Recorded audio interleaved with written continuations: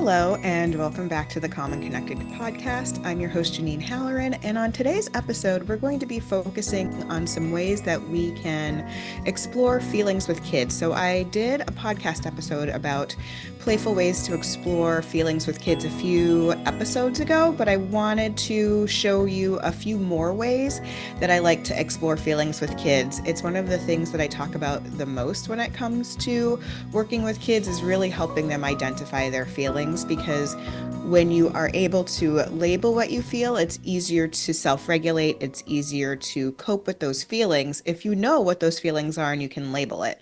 So one of the ways I like to do that is to find ways to playfully talk about feelings with kids, to introduce it in a way that feels kid friendly and feels fun for kids to do. So one of the things I really love to do is read books that are focused on feelings. So I think before I've talked about reading books when it comes to exploring coping skills and feelings with kids, like reading things like Mo Willems' Don't Let the Pigeon Drive the Bus. But there are actually books that are specifically focused on feelings written for a kid audience. I wanted to highlight three of the books I've been looking at recently.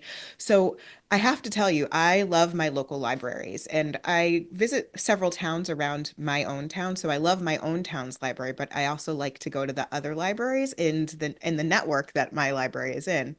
And so I recently just went to a local library and I was asking the librarians about feelings books. And gosh, they were so excited. There's nothing like a children's librarian when they get excited about something. So she got very excited and was very thrilled to show me in their library their whole section of books on feelings. So I did what any person should do in my situation. I got a bunch of books and I checked them all out, and then I came back in a couple weeks and I checked more out. And so I want to share a few of those that I found at the library that I found were really helpful. And then one that I just found recently that I have been enjoying reading with kids. So the first book that I want to share is The Color Monster. And I love this book because each character in the book has one color that they focus on. So that can be kind of a fun activity for kids to do. Um, but it's really a book about emotions, a book about feelings and how it feels in your body. And the illustrations are really cool looking. And it's just a fun way to start to explore different feelings, words, and to have a conversation about what does that feel like? What does this feel like? And seeing how it looks in all of these color monsters as well. So I really like The Color Monster. That's been a book that has been really fun for me recently, and I've been enjoying. Another book that I found at the library that I thought was great is called Big Feelings. So this book really like more simple words in it, like very simple short sentences, but really exploring via visuals and all these beautifully illustrated kids with lots of different kinds of backgrounds coming together and understanding the sort of what happens when you have some feelings and other people have feelings and you're coming together and you're trying to work in a group, and how that can impact things, how you can work for good or not so good when it comes to trying to figure out what to do and how to create something and how to play. Really, it's an interesting book because it really demonstrates you have to be able to work together if you want to keep the play going, and it really just visually demonstrates that and very eloquently puts that into some visuals and using some words to be able to communicate that with kids. So I really like the book Big Feelings. And the last book that I found to be lovely was Lizzy's Ups and Downs. So Lizzy goes through basically an entire day and talks about all the different feelings she has: brave, excited, scared, sad, frustrated, worried, all of them that happen all in one day. And I think it's such a beautiful illustration of that feelings are they flow, right? They're temporary. They just come and visit, and then there's another feeling that happens, and you can have a lot of different feelings throughout the day, and a lot of things can impact your feelings and change how you feel or impact what is going on for you feelings wise. So I loved that book too. It was really cool just to see and for her to acknowledge that these are just like all parts of my day. This is just part of how I was feeling when this happened. This is how I felt when this happened. This is how I felt when this happened. And there were good things, there were not so good things that happened to her during the day. So it's one of those things that it really just demonstrates all the things that you can feel throughout the day. And that's a normal part of just being a human. So I really liked those three books. There's a ton more. I keep adding to my feelings books. I have a few lists of feelings books that I like to reference, and I just keep adding to them. So I'm going to return these books to the library and get another set of books from the library. I'm very excited. That's the first playful way that I wanted to share with you about how to explore feelings with kids. The second thing is actually make your own book.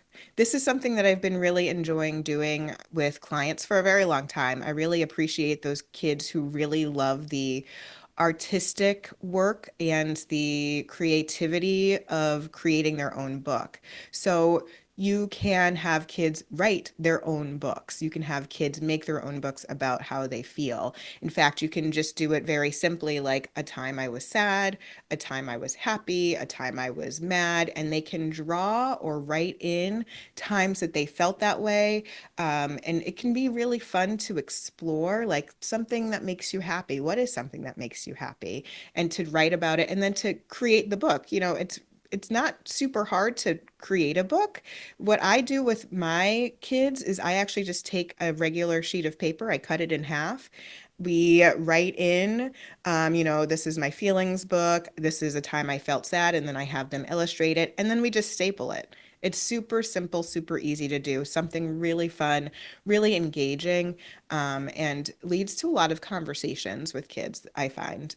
So I really like creating books with kids, and I love to see their artistic abilities and their creativity come to light. And then I also show that my artistic abilities are not great, and that's okay. I'm comfortable with that. I know that that is not a strong suit for me. But I still enjoy creating books. My illustrations are not fantastic, but they do the job, and I appreciate that. And I try to demonstrate, you don't have to be like a phenomenal artist to create something. And it's just for you. So you can just create this book for yourself. And so the last strategy that I wanted to talk with you about is actually drawing and drawing using just one color. So drawing what it feels like to be happy or things that make you happy, just using one color. So sometimes kids will use green, sometimes kids will use their favorite color, maybe purple, and then drawing with picking a color for sad and then using that one color to draw. It could be kind of fun, and seeing what they do with that and seeing how they respond to that and seeing, what colors they pick and why they pick. It's just really interesting conversations to be had. And so something that I actually have done is pulling it all together in terms of reading the color monster, making your own book using one color for each feeling. So it's kind of a fun thing that you can do. You can either do it, if you're running a small group lesson, that it's a great framework that you can use, reading the book and then having kids create their own color monster books or their own feelings with one color book. Or if you're a family member, you can do this as a part of a weekend activity or on a vacation time. It can just be really kind of a fun downtime activity. So, as you can tell, I have a lot of ideas for exploring feelings with kids. I've talked a lot about feelings and feelings activities before in the podcasts. So, I will have all of those episodes listed in the show notes. There are several where I talk about all about feelings and things that we can do to help explore feelings with kids. And then in the hub, in my coping skills community hub, I've actually created an entire section on identifying feelings. So this year in the hub, what I've been trying to do is create a focus of the month. And for January, the focus of the month is feelings identification, identifying feelings. So in there, I have a roadmap for identifying feelings. I have lots and lots of activities for identifying feelings. The feelings books list is in there as well. The activities that I just talked about, so drawing feelings with one color and making your own feelings book, those are all in there along with other things. So obviously, I talk a lot about feelings and emotions in my work, so I'm always creating new printables and adding to that. So that's something I continue to add to over time. And I have some more ideas of things that I can add in there, some other things that I haven't created officially yet, but things that I've done with kids that I would love to add in there. So if you want to learn more about the Hub, you can go ahead and visit copingskillsforkids.com/hub. Right now, there's a 7-day free trial. So if you want to join, and you can see all the stuff that is in there and see if it is a right fit for you. If you like this podcast, feel free to review it wherever you listen or share it with your friends and colleagues. And as always, don't forget about yourself. Take a few minutes, have a little fun, and have an awesome day.